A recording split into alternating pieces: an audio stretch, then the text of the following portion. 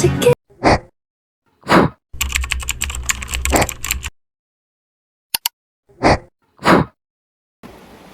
pagi anak-anak, apa kabarnya hari ini? Semoga dalam kondisi sehat dan tetap semangat untuk mengikuti pembelajaran kita hari ini ya. Sebelum Ibu masuk ke dalam materi, Ibu mau tanya dulu nih. Di sini ada yang pernah kehilangan file tugas nggak sih? Yang belum sempat di backup atau lupa naruh sertifikat penting? Nah, itu masalah personal ya. Bayangkan saja, kalau itu terjadi di perusahaan yang besar, yang punya ribuan dokumen kontrak. Kira-kira apa sih dampaknya kalau mereka nggak punya sistem kearsipan yang benar? Ya, boleh, Jessica. Tepat sekali. Jadi, kearsipan itu bukan cuma soal tumpukan kertas, tapi juga soal kecepatan menemukan kembali. Nah, perasaan bingung dan waktu yang terbuang sia-sia saat mencari barang itu adalah contoh kecil dari buruknya manajemen kearsipan. Di kantor, keterlambatan menemukan satu lembar surat kontrak bisa menyebabkan kerugian miliar rupiah. Itulah mengapa hari ini kita akan membahas materi yang sangat krusial, yaitu manajemen kearsipan.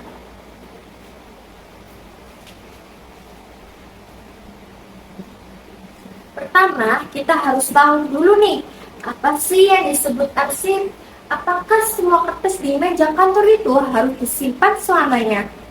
Coba perhatikan, bayangkan saja di tangan kanan ibu ada surat perjanjian kerjasama dan di tangan kiri ada brosur promo makanan. Menurut kalian, mana sih yang benar-benar harus masuk ke dalam lemari arsip perusahaan? Ya, boleh Ara jawab.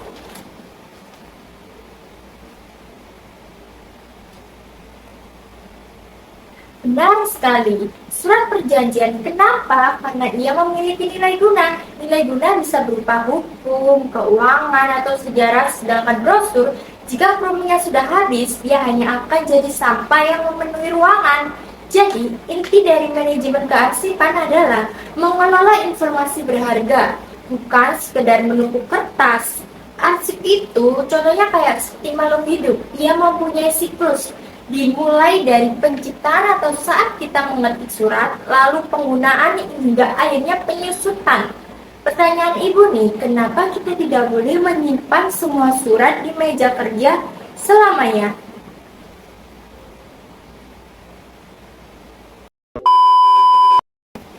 Betul, karena akan terjadi penumpukan. Itulah gunanya JRA atau Jadwal Retention Arsip. Kita harus tahu kapan sebuah dokumen boleh dipindahkan ke gudang atau kapan harus dihancurkan agar administrasi kita tetap efisien. Nah, sekarang kita akan masuk ke bagian terpenting, yaitu cara menyimpan. Ada 5 sistem standar. Yang pertama, ada sistem abjad. Kita urutkan berdasarkan nama orang atau organisasi. Contohnya seperti misal surat dari PT Abadi di depan karena tipenya A. A itu huruf amalan ya. Terus surat dari PT Zulfikar di paling belakang karena Z itu huruf akhir. Abjad adalah sistem penyimpanan arsip dengan memakai metode penyusunan menurut abjad. Umumnya dipakai untuk arsip yang dasar penyusunannya dilakukan terhadap nama orang, nama perusahaan atau organisasi, nama tempat, nama benda, dan subjek masalah. Dokumen disusun berdasarkan urutan abjad A sampai Z. Kuncinya ada pada kata tangkap atau caption yang diindeks seperti nama orang, nama organisasi, atau nama perusahaan. Yang kedua, ada sistem tanggal.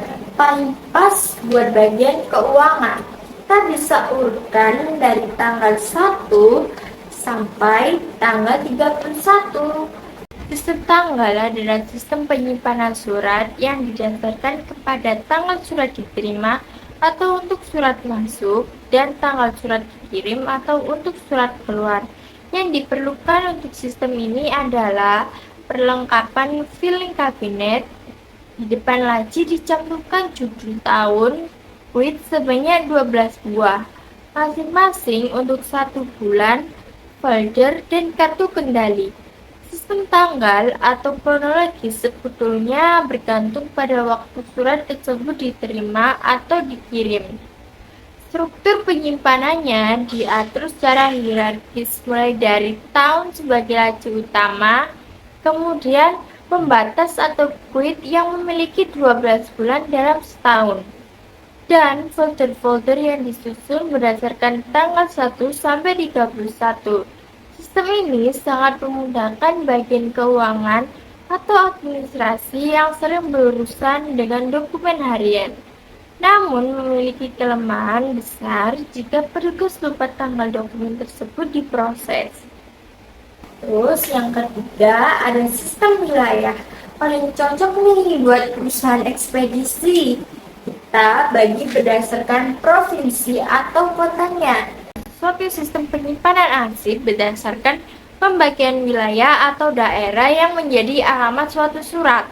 Surat disimpan dan diketemukan kembali menurut kelompok atau tempat penyimpanan berdasarkan geografi atau wilayah atau kota dari surat berasal dan tujuan surat dikirim. Sistem wilayah mengorganisir arsip berdasarkan lokasi geografis atau alamat asal dan tujuan surat. Dokumen dikelompokkan mulai dari wilayah yang paling luas seperti nama provinsi, diikuti dengan nama kota atau kabupaten, hingga tingkat yang lebih spesifik seperti kecamatan. Perusahaan yang memiliki banyak cabang atau wilayah operasional yang luas biasanya menggunakan sistem ini untuk memetakan distribusi informasi dan layanan mereka di berbagai daerah dengan lebih terstruktur. Yang keempat, ada sistem subjek atau perihal. Berdasarkan masalahnya, misalnya folder khusus kepegawaian, terus ada folder khusus keuangan. Sistem perihal adalah cara penyimpanan dan penemuan kembali surat berpedoman pada perihal surat atau pokok isi surat. Untuk organisasi yang memiliki kompleksitas pekerjaan tinggi, sistem subjek menjadi pilihan utama karena pengelompokannya didasarkan pada pokok masalah atau isi dari surat tersebut. Petugas harus menyusun daftar klasifikasi masalah tersebut terlebih dahulu, yang biasanya terbagi menjadi masalah utama, submasalah, dan sub-submasalah secara mendalam. Keunggulan utamanya adalah semua dokumen yang membahas topik yang sama akan terkumpul di satu tempat, sehingga memudahkan pimpinan dalam mengambil keputusan terkait urusan tertentu tanpa perlu mencari nama pengirimnya. Dan yang terakhir ini, kelima, ada sistem nomor berdasarkan angka unik. Nah, ini biasanya dipakai oleh bank untuk nomor rekening nasabah. Sistem ini menetapkan kode surat berdasarkan nomor yang ditetapkan untuk surat yang bersangkutan. Perlengkapan yang diperlukan adalah filing cabinet, quit, folder. Sistem nomor merupakan metode penyimpanan yang menggunakan kode angka sebagai pengganti identitas surat. Karena kode angka ini bersifat abstrak, sistem ini memerlukan buku indeks atau buku nomor sebagai alat bantu utama untuk menerjemahkan angka tersebut kembali ke identitas aslinya. Meskipun terlihat lebih rumit karena membutuhkan prosedur pencatatan tambahan, sistem nomor menawarkan tingkat kerahasiaan yang lebih tinggi dan kapasitas pengembangan yang hampir tidak terbatas, sehingga sangat cocok digunakan oleh instansi besar dengan volume arsip yang sangat masif. Sampai sini udah paham semuanya? Apa itu manajemen kearsipan? Atau ada yang mungkin mau ditanyakan lagi?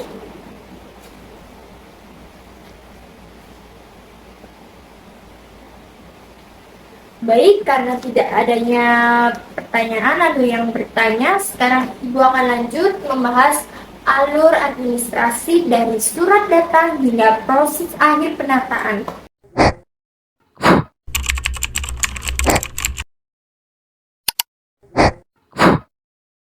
Agar kalian mampu menangani alur kerja administrasi secara sistematis dan rapi.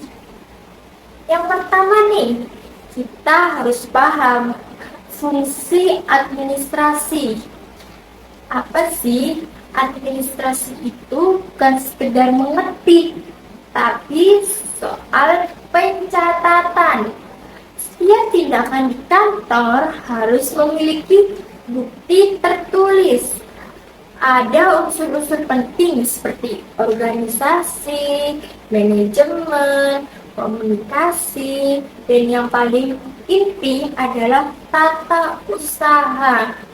Tata usaha inilah yang menggerakkan aktivitas harian kita, mulai dari surat menyurat sampai pendataan inventaris. Tanpa tata usaha yang baik, sebuah organisasi tidak akan memiliki ingatan atau rekam jejak yang jelas. Sekarang kita bahas alur kerjanya dulu. Dalam administrasi perkantoran, kita mengenal alur surat masuk dan surat keluar. Walaupun kita tidak mempraktikkannya hari ini, kalian harus hafal dulu langkah-langkahnya di luar kepala. Untuk surat masuk, prosesnya dimulai dari penyortiran.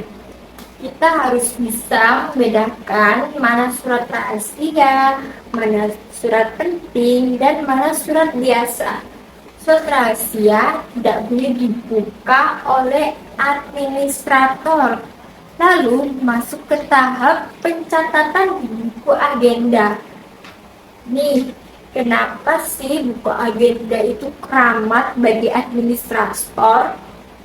Ada yang bisa jawab gak?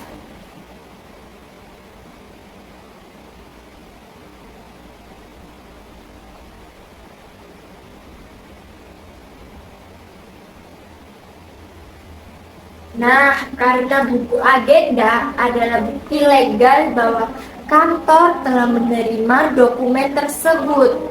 Di dalamnya ada nomor urut, kode surat, dan ringkasan isi. Setelah itu baru masuk ke tahap disposisi, yaitu instruksi dari pimpinan. Sekarang coba kalian bayangin nih, pimpinan sedang dinas keluar kota, tapi ada surat yang mendesak yang butuh jawaban hari ini juga.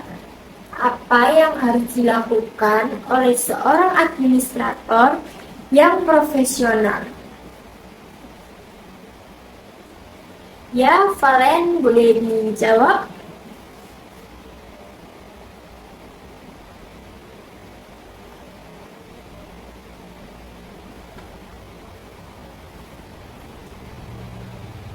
Luar biasa. Itulah yang disebut inisiatif dalam administrasi. Kita tidak boleh membiarkan surat tertumpuk hanya karena pimpinan tidak ada di tempat. Selain urusan kertas, administrasi juga tentang layanan. Seorang administrator adalah wajah pertama perusahaan. Bagaimana kalian bertelepon, bagaimana kalian menyambut tamu, itu adalah bagian dari administrasi. Jangan sampai suara kalian ini terdengar malas atau tidak membantu saat menerima telepon dari klien. Ingat ya, ini kalian ingat-ingat setiap catatan yang kalian buat dan setiap kata yang kalian ucapkan mewakili reputasi kantor kalian. Administrasi secara sempit memang soal catat mencatat, tapi secara luas ini adalah proses kerjasama antara dua orang atau bisa lebih untuk mencapai tujuan. Bayangkan saja sebuah tim sepak bola. Pemain itu adalah pelaksananya, tapi admin manajemen di belakang layar yang mengatur jadwal, kontrak, dan logistik adalah yang memastikan tim bisa bertanding. Tanpa adanya administrasi, potensi besar akan menjadi kekacauan. Selanjutnya, organisasi dan manajemen.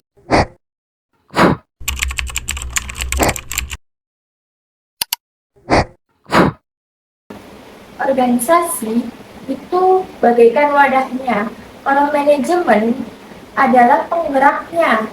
Lalu ada tata usaha. Ini adalah fokus kita. Tata usaha adalah sistem seperti saraf, yaitu menghimpun, mencatat, mengelola, menggandakan, mengirim, dan menyimpan. Kenapa harus ada menggandakan? Karena informasi tidak boleh hanya ada di satu tangan. Di dunia administrasi, semisal nih, satu adalah nol, dua adalah satu.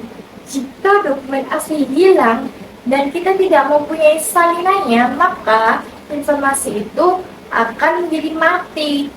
Terus ada yang namanya ini nih, efisiensi lingkungan kerja dan ergonomi. Kantor itu bukan hanya meja dan sebatas kursi. Kita bicara tentang ergonomi. Kenapa cahaya harus dari samping kiri? Kenapa suhu ruangan harus 22 sampai 25 derajat? Karena administrator bekerja dengan ketelitian tinggi. Sedikit saja gangguan fisik, kesalahan input data akan terjadi. Administrasi bukan hanya soal dokumen, tapi juga soal lingkungan. Kenapa posisi meja menentukan produktivitas? Ibu bahas konsep 5R, pikas, rapi, resik, rawat, rajin. Contohnya nih, meja yang berantakan itu mencerminkan pikiran yang berantakan juga. Lingkungan kerja yang ergonomis mencegah kelelahan dini, yang artinya mengurangi risiko kesalahan untuk mendata atau saat mendata. Terus selanjutnya kita masuk ke program intensif administrasi perkantoran.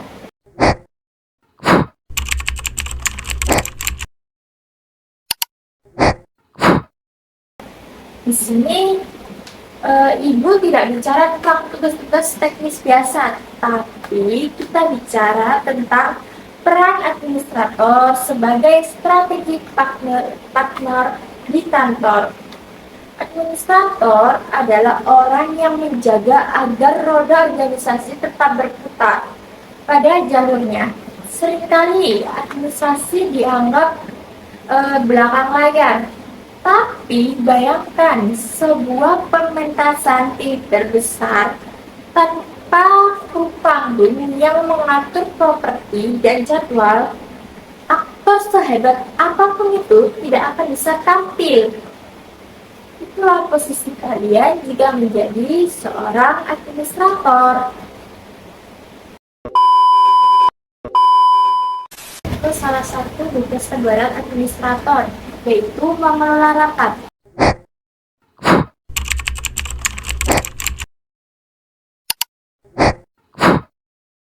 Rapat adalah kegiatan yang sangat mahal karena melibatkan waktu banyak orang penting. Tugas kalian adalah memastikan waktu itu tidak terbuang sia-sia. Persiapan dimulai dari agenda rapat. Kenapa undangan harus dikirim jauh hari? Agar peserta bisa riset materi. Jangan biarkan pimpinan masuk ke ruang rapat tanpa persiapan. Tampilkan dokumen pendukung di dalam undangan. Sebagai administrator, kalian harus tahu siapa aja yang wajib hadir dan siapa yang cukup diberi notulen saja. Banyak yang salah mengira nih, notulen itu mencatat semua omongan. Itu salah ya. Notulen itu adalah catatan keputusan. Sebagai administrator, kalian adalah moderator bisu. Saya disebut moderator bisu. Kalian yang memastikan air minum tersedia, proyektor berfungsi, dan suhu ruangan nyaman sekitar paling enggak 22 sampai 25 derajat Celcius. Suhu yang terlalu panas membuat orang cepat marah. Suhu terlalu dingin membuat orang ingin rapat cepat berakhir tanpa keputusan yang matang.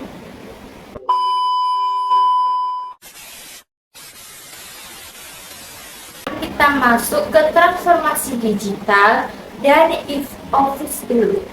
Administrator harus mencetak dokumen, berjalan ke meja pimpinan untuk meminta tanda tangan, lalu memfotokopinya. Sekarang, Ibu bicara tentang paperless office. Kita menggunakan digital signature.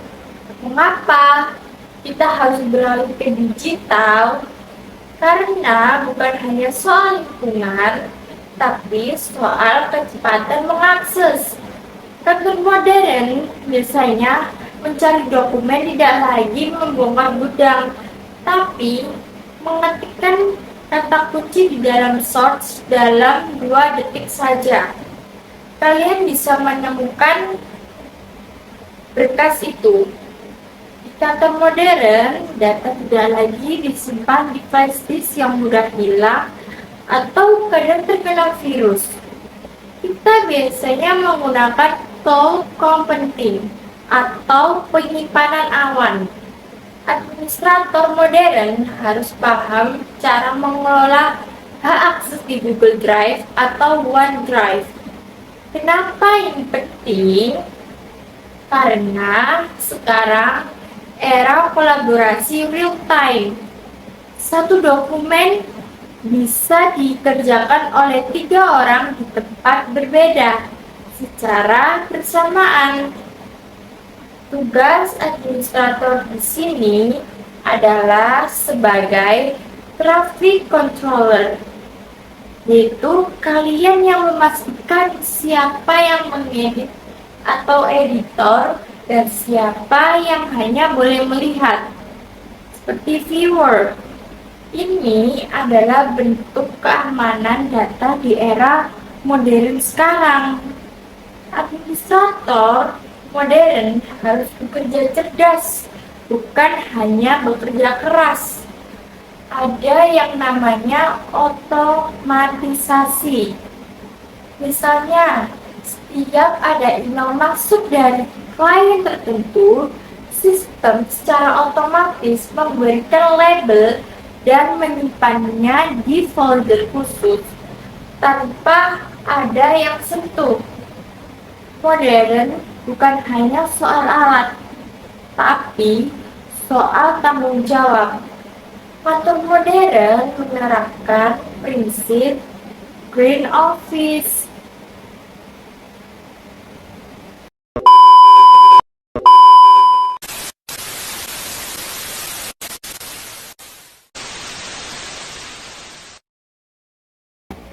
Baik, kita sudah membahas dari manajemen kearsipan hingga unsur administrasi, lalu surat, etikat profesi.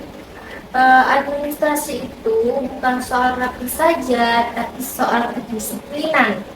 Administrator yang hebat adalah yang mampu menyediakan data sebelum pimpinan bertanya, cepat, tepat, dan akurat.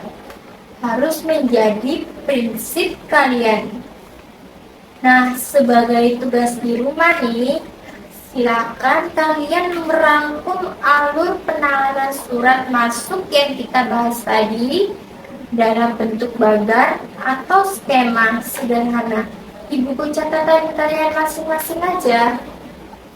Terus ibu meminta kalian pelajari juga mengenai perbedaan sistem buku agenda tunggal dan berpasangan.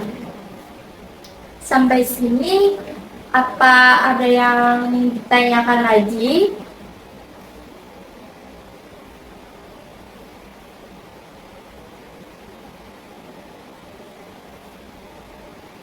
Karena tidak ada pertanyaan dan waktu pembelajaran kita sudah habis, Ibu cukupkan pertemuan kita hari ini. Terima kasih atas perhatiannya. Ibu harap kalian tetap jaga profesionalitas saat nantinya kalian bekerja. Ibu tutup pembelajaran kita hari ini. Wassalamualaikum warahmatullahi wabarakatuh.